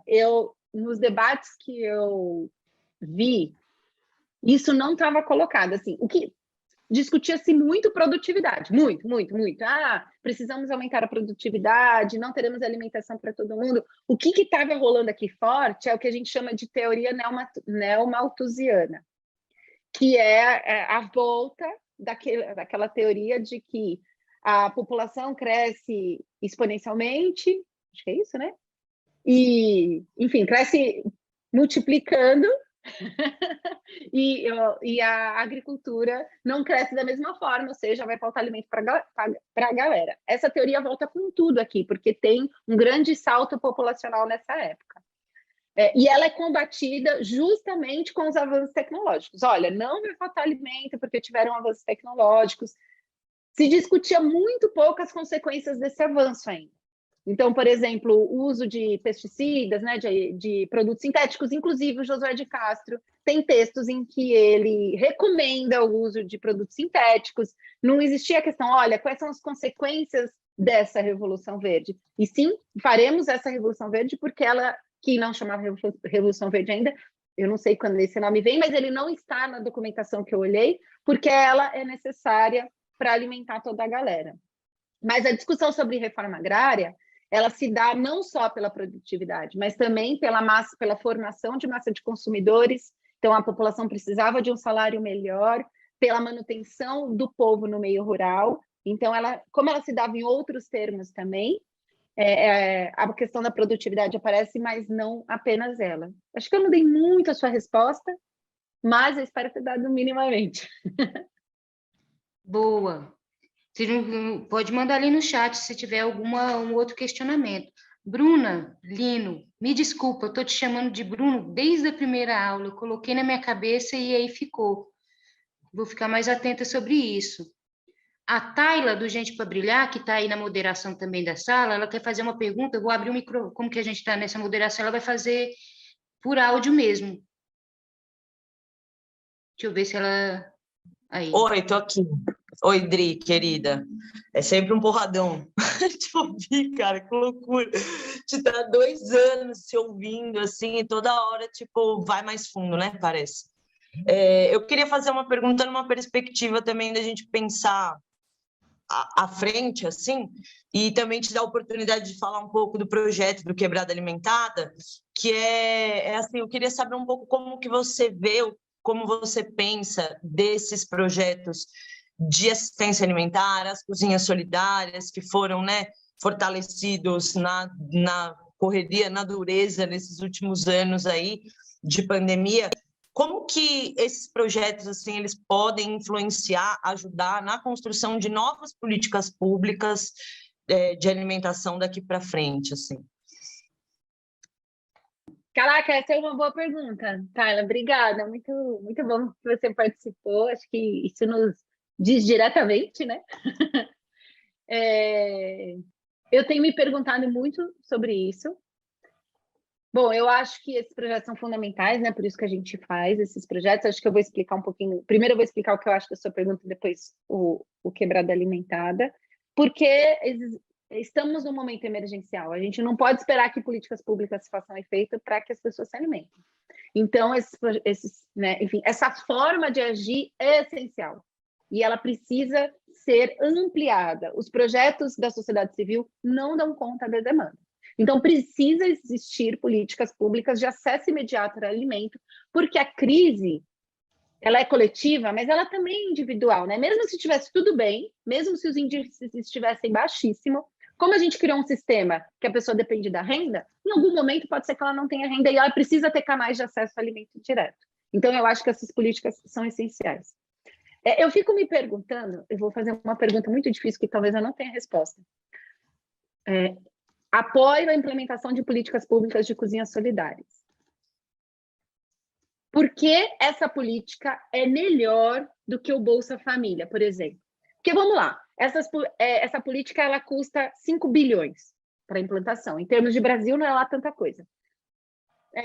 Por que eu vou dar 5 bilhões para cozinhas solidárias se eu posso ampliar o número de favorecidos pelo Bolsa Família? Que vão gerar renda naquele mercado, né? Porque eles pegam aquele dinheiro e compram arroz e feijão naquele mercado e tal. Eu acho que essa resposta não é simples. Por onde eu caminho essa resposta? pelas consequências de uma cozinha solidária, porque essa a criação dessas políticas públicas, eu acredito que ela tenham que vir com outras políticas, como, por exemplo, o PAA, Política de Aquisição de Alimentos. Para mim, o PAA deveria estar em qualquer compra pública de alimento, e ele está em algumas compras. Compras estaduais, compras municipais, compras federais, qualquer compra de alimento tinha que estar com o PAA, inclusive nessa política de cozinhas solidárias que um dia será implementada. Mas também, e eu acho que isso é mais difícil e mais sutil, um outro modo de vida coletivo. A solução individual, ela falhou miseravelmente. Estamos numa sociedade que falhou miseravelmente. Olha a merda que a gente fez, galera. A gente precisa refazer essa coisa. E, para mim, a saída não pode ser individual, ela tem que ser coletiva. E as cozinhas coletivas, elas implementam um outro modo de vida, que é a solidariedade para além da família. E isso é muito legal, assim. A gente vai alimentar quem precisa ser alimentado. Acho que é por aí que eu caminharia, né? Mas aí o projeto Quebrada Alimentada, a Tayla já veio, inclusive, aqui. Falta a Bianca, Thiago, todo mundo. Podem vir, quem quiser. Me inscrevam. É um projeto que a gente faz de emergência alimentar, né? A gente não tem nenhuma pretensão de acabar com a fome como problema estrutural da sociedade, mas a gente quer trazer um pouquinho de conforto e dignidade e alimentar emergencialmente as famílias do nosso entorno. A gente mora na Quebrada, né? Na periferia de São Paulo. Politicamente escolhemos morar aqui, porque entendemos que se todo mundo sai do território, o que acontece com o território? Então, estamos aqui promovendo o que a gente pode nesse território, que é marmita, porque, né, o Rodrigo tem o Mocotó, que é o restaurante que sabe fazer a comida. Então, a gente serve a comida que a gente come. O nosso lema é: eu não dou o que sobra, eu dou o que eu tenho. A gente tem políticas contra desperdício no restaurante, com o cardápio do restaurante, e o que a gente come a gente chama de comida da família, porque é um cardápio muito mais variado. Então, tem dias temáticos, tem o dia da comida árabe, aí tem o dia da comida mexicana, aí tem variação de proteínas, legumes e tal. E a gente faz isso a mais e põe na marmita. E é assim que a gente entende que tem que ser uma ideia de comunidade. E aí a gente, enfim, o projeto cresceu, a gente criou um projeto de cesta básica em parceria com as UBSs da região para encaminhamento de famílias, e a gente está às duras penas tentando manter esse projeto, entendendo que um momento de crise precisa de medidas emergenciais contra a fome. Boa. E pegando só uma deixa para fazer as outras perguntas, nesses 2-3 anos de pandemia, teve os altos índices de doações e agora o período que a gente está é de baixíssima, né? Total. Nossa, eu tenho falado muito sobre isso, porque você conversa com outros grupos, assim, porque como eu sou um grupo muito pequeno, perto, a Ação Cidadania, a Gastromotiva, a Cefras, tem tantos grupos gigantescos, que eu pensei, às vezes é porque eu sou muito pequeno, né? Então, sei lá, deu um boom e agora a galera está destinando a outros grupos. Mas aí você vai conversar com esses outros grupos e está acontecendo a mesma coisa. Por exemplo, a Ação Cidadania falou em algo de 10%, eles arrecadaram esse ano, até agora, 10% ou 20% do que eles arrecadaram no ano passado. Então, e a gente já está em setembro. E isso é muito sintomático. Só que a fome ela não diminuiu, ela aumentou. Mas a noção de crise da população diminuiu. É como se a crise não existisse mais. E aí você não precisa mais atuar sobre, né? Talvez também a sociedade toda está em crise, né? O número de pessoas que aí entram mais pessoas em vulnerabilidade fica com mais dificuldade de doar. E a galera que tem a grana, que é no caso da Ação Cidadania. Se a gente pega para ver, a Ação Cidadania tem muito global nas campanhas, tem uma estrutura muito forte. Se está ruim para eles... Imagina para nós. A Tayla falou que parou. Muitos grupos pararam. A marmita, quem paga é o Mocotó. Então, a gente embutiu no custo e falou, isso aqui é nosso, a gente banca. As cestas, elas acontecem através de doações. Então, a gente tem 450 famílias cadastradas e a gente atende 100 famílias, por exemplo, hoje. Caiu. Como que a gente vai fazer? Caiu pra caramba. Enquanto isso, tem a menina lá ganhando 30 mil de doação no Twitter, com um projeto fácil. Que não existe. Puta, eu vi isso. Eu falei, nossa, Só prejudica o rolê, né, a menina? Só prejudica, porque a galera vai ficar com 2 pés atrás para doar. Seguindo as perguntas, nosso companheiro Alain Fernandes mandou 2, que era mais sobre a temática da reforma agrária. Só para fechar, aí a pergunta é, só para eu fechar a ideia da reforma agrária, a reforma agrária implementada seguia viés liberal? É ótima pergunta. Não era comunista, né? Não era reforma, enfim, radical. Era uma reforma mediana, digamos assim. Por quê? Os grupos liberais, eles queriam que a remuneração fosse em dinheiro. Mas o que foi decretado foi a remuneração em títulos de dívidas públicas resgatáveis por 30 anos. Ou seja, o cara ia ver esse dinheiro em 30 anos. E isso que fudeu, né, que a galera ficou muito brava, mas era o modelo da Itália, que é um país, enfim, capitalista. Então foi uma reforma meio termo ali, não totalmente liberal, mas não totalmente radical, mas que nem assim ela passou, nem assim deixaram passar. Então não é que estava pedindo muito, né? Não estava, era o básico. Ó, de perguntas, acabou.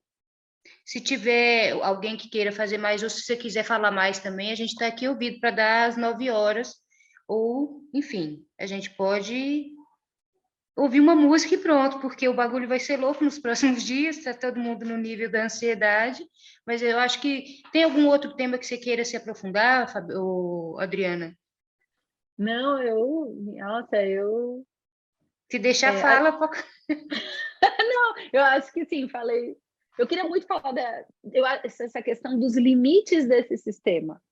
Porque, assim, vocês não têm ideia que eu estava lendo os debates. Eu estava lendo os debates sobre reforma agrária. E ia dia por dia, assim. Eu falava, caralho, mano, a reforma agrária vai acontecer.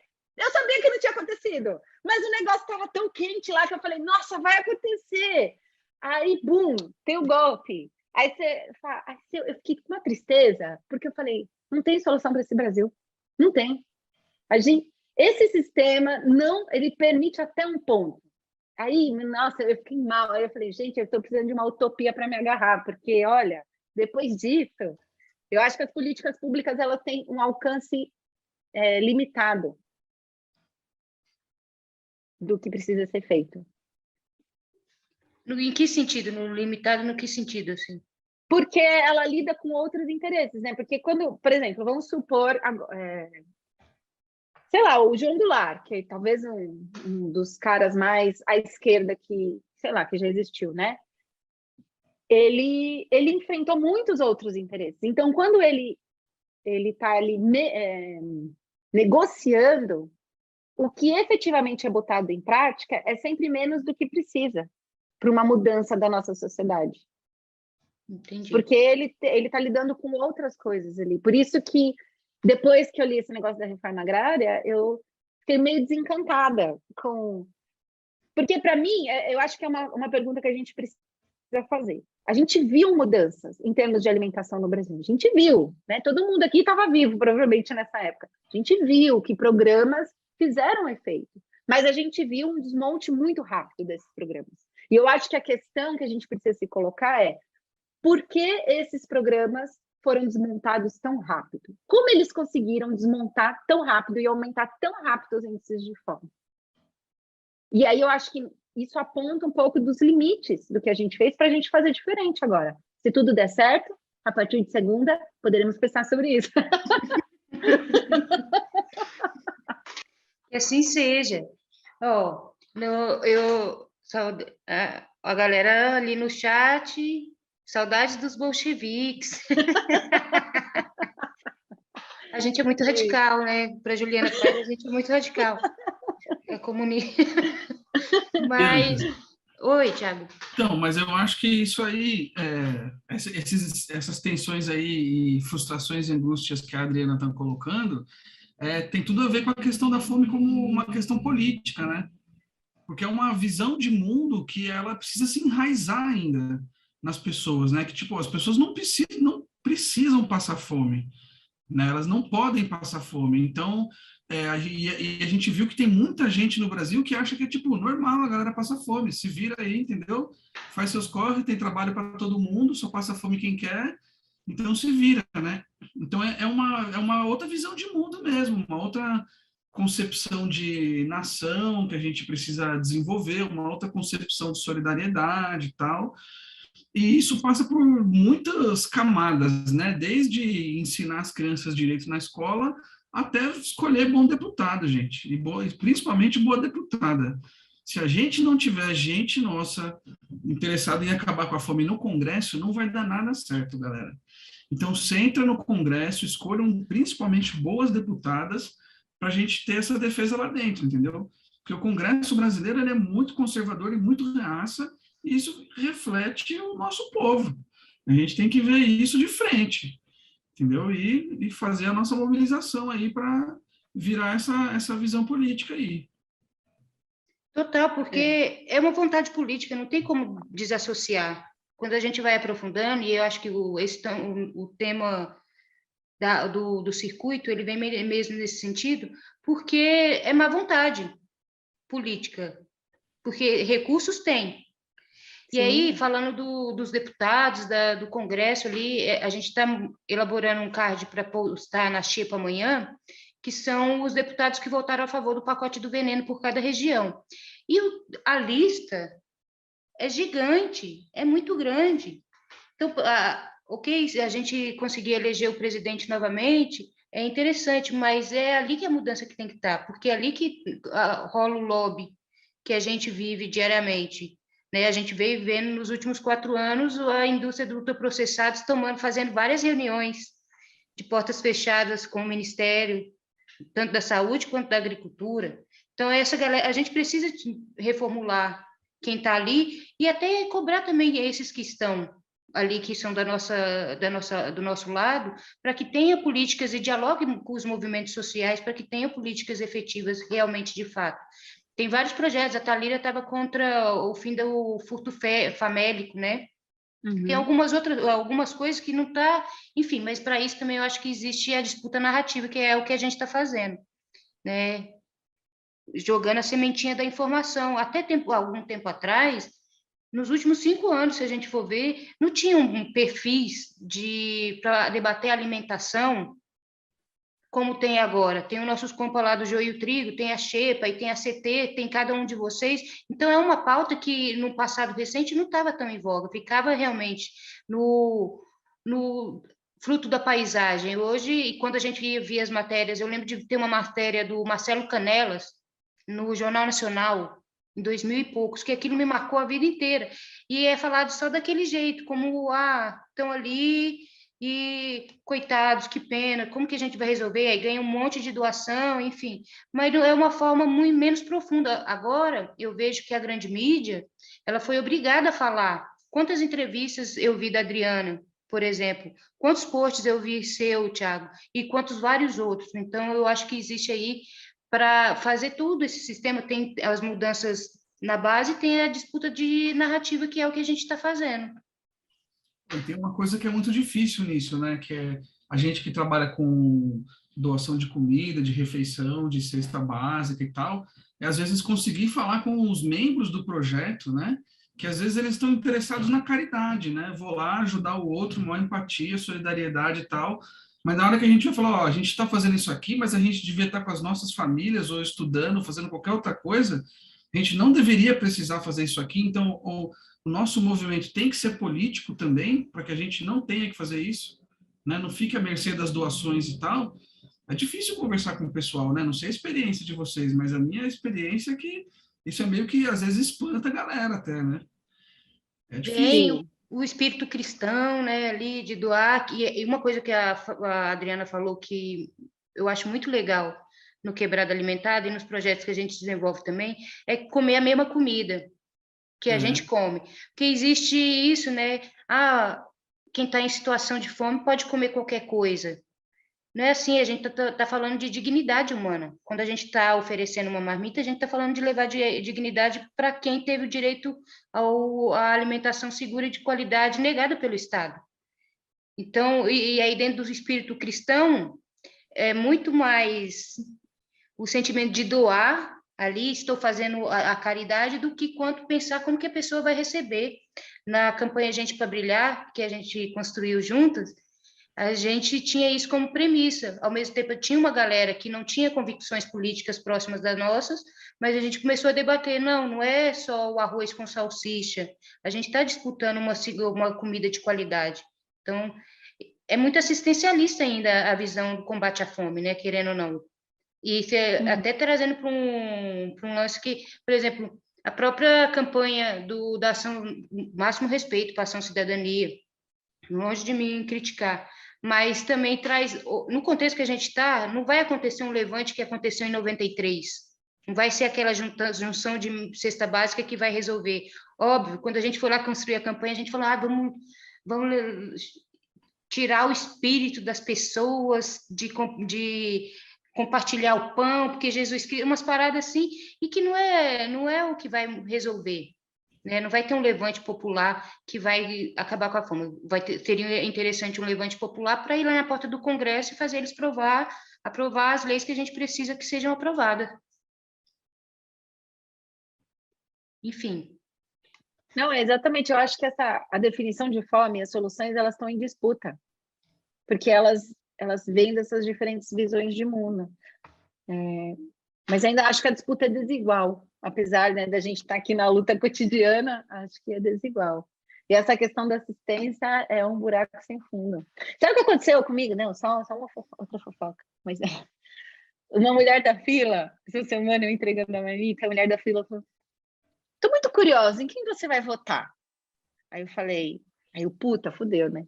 Falei, eu vou votar no Lula, e você? Porque a gente não fica orientando em quem a pessoa deve votar, né?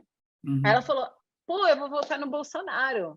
Eu falei, olha, a mesma situação, só que contrária daquele cara. A diferença é que eu vou continuar dando marmita para ela todos os dias. Aí sabe, ela falou, não, mas o Brasil tá muito melhor, tá melhor que os Estados Unidos.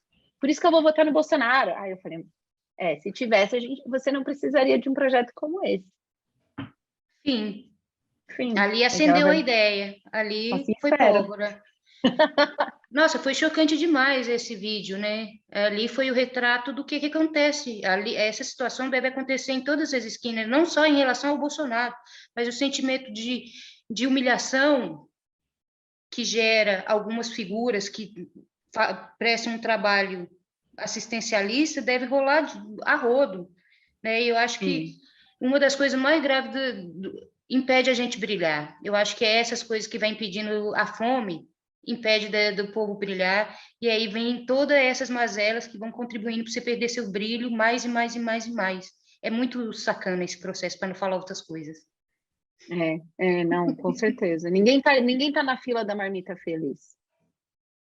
Ninguém passa Por mais fome carinho porque que você quer, tenha. cara. Enfim, gente, rolou ali uma pergunta da Nara. Rolou sim a lista de presença, Nara. Vou mandar ela aqui novamente. Ah, não. A Tayla vai mandar, porque eu já copiei outra coisa. E aí, olha, a Esté, muito legal ver uma galera que desde o primeiro aulão está participando, e aí já está ali mandando mensagem, já está como community manager da parada, e isso é muito interessante. Que legal. Mano, porque esse é o primeiro contato da Xepa com o público, né? Até então ninguém sabia quem era nós. Então, tô vendo aí que vai colocar as crianças para dormir. Não, você ouviu, né? Vem cá, Pedro, não, oi? Não, filha. O Jefferson colocou uma questão. Pode falar. Desculpa, Jefferson, deixa eu copiar aqui. Mamãe só precisa responder uma questão, tá bom? Cadê essa comida? Vem cá. Cadê? Aqui. O Jefferson perguntou. Ai, desculpa, acabei com a cena maternal? Não, pode falar. Tá acostumado. Sim. É bonitinho ele. Te achou bonitinho, Pedro. Vou fazer a última pergunta para a gente encerrar. Tá. O Jefferson perguntou: como é o teu sentimento enquanto ao levar o assunto fome para dentro da universidade, sabendo que muitos que estão lá não entendem esse sentimento e muitos outros nem estão preocupados com isso? Boa. Tá. Calma aí, quem fez essa pergunta? O Jefferson. É Jefferson, não? Tá me ouvindo ou não? Sim, tô. Calma aí. Deu problema aqui. Tá me ouvindo? Fala aí, por favor. Sim. Pronto. Não, essa pergunta é muito boa, Jefferson. É um tema pouco debatido na academia, eu acho que o Thiago há de concordar comigo. Hoje, mais debatido. Acho que quando socialmente, né, assim, a gente está falando de fome para caramba, não é? Isso tem uma reverberação lá na universidade, mas menos debatido do que deveria, na minha opinião. Ao mesmo tempo, eu acho que tem um incômodo pessoal meu, que a fome é sempre tratada por quem está do lado de fora. Sempre. Tem até um livro sobre isso, inclusive, que eu vou ler, gente. Eu não li ainda, mas me foi recomendado. Chama Distant Suffering, Sofrimento Distante, que é sobre isso. Moralidade, mídia e política, que é o sofrimento do outro, que é sempre distante do seu. E quem fala sobre esse sofrimento é sempre o outro distante. E na fome é assim. Por quê? Mas aí eu acho que a fome tem uma coisa inescapável, que é quem está numa situação de fome está fudido. A pessoa não tem energia para fazer uma elaboração, né, que a gente está fazendo aqui, porque ela tem uma coisa muito essencial da vida, que é muito mais urgente do que essas coisas que a gente está fazendo. Então, assim, é uma coisa que eu me pego pensando mesmo. O seu tema do seu TCC é fome ou é essa questão da fome na universidade? Mas sim, existe, eu acho, dificuldade de debater com pessoas que estudam ao mesmo tempo. Thiago vai falar. Eu acho que tem umas questões regionais aí, sabe, Adriana? Eu sou de São Paulo, né? De São Paulo capital mesmo, né? E aí eu vim aqui para Paraíba tem 12 anos já, mas a minha experiência ela é um pouco diferente, porque talvez seja o caso de São Paulo também, mas aqui em João Pessoa eu tenho e tive vários alunos que tiveram essa experiência, sabe? Eles não sabiam conceitualizar essa experiência, eles não sabiam verbalizar isso como um tema de modo a propor uma solução e tal, a historicizar, que nem a gente está fazendo aqui no curso, né? Mas eu tive uma galera, assim, que realmente era o pessoal que pulava a refeição, que comia 2, 3 refeições com R$ 3, entendeu? Ou pegava o ônibus ou não ia e tal. E é uma galera que está no grupo, né? Está fazendo pesquisa, está fazendo mestrado, está fazendo doutorado e tal. Então, aqui eu acho que tem um pouco dessa diferença, se não real, já surgindo. Agora, no campo do espanto, o que me espanta mesmo é a galera do curso de nutrição tá pouco aí para o tema da fome, né? E isso aí sou eu que estou falando, assim, pelo que eu ouvi de alunos e alunas engajados e de professores, que a maior parte dos alunos e alunas de nutrição, eles não estão aí para questão de política social, questão de fome, mais nutrição clínica e não sei o que lá, nutrição esportiva, entendeu? Eu achava que eu ia encontrar ali uma galera ávida por discutir isso, mas não é o caso, não. É na saúde coletiva, na geografia, assistência social, mas nessa área, assim, sabe, eu fiquei realmente surpreso, assim, sobre isso. Isso é um bom ponto. E a nutrição foi tão fundamental para a implementação dessas políticas que na sua base, ela veio com isso, né? Ela surgiu com isso, assim, muito voltada para o coletivo, mas hoje a clínica venceu completamente, né? O mercado venceu. Oi? O mercado venceu, O mais mercado uma vez. venceu. Vou deixar você ir, Adriana, para lá. Muito obrigada, eu vou dar alguns informes aqui. Gente, o aulão vai ser disponibilizado nos chats que a gente tem no WhatsApp e por e-mail para todo mundo que se inscreveu na segunda-feira ou terça-feira. Se tiver uma vitória aí, a gente vai ter, depois de 7 anos, um dia de folga, enquanto Mídia Ninja e Xepa ativismo. Um dia. Mas aí, na terça-feira, a gente volta. Se não for na segunda, na terça vai chegar para vocês a gravação e todas as referências que a Adriana citou aqui. Quem não assinou a lista e precisar do certificado, pode mandar e-mail para xepativismo@gmail.com ou ali no direct do Instagram, que a gente vai responder. Tem algumas coisas ainda para responder O movimento dessa última semana foi gigante, mas ninguém vai ficar sem resposta. A gente vai garantir o certificado para todo mundo. Enfim, eu acho que finalizamos o quarto aulão, falta pouco. Inclusive, para a próxima aula, vamos pensar o que a gente vai fazer com tanto de gente. É muito legal aqui, ó. Vou dar um salve para a Celina, que está aí, para o Alan, para muita gente que está participando, para o Maurício, para a Ana. Tem uma galera que colou desde o primeiro aulão, então é muito legal mesmo ver o grupo que está criando. E aí, para o ano que vem, ou até o final do ano, a gente está pensando aí nos encontros.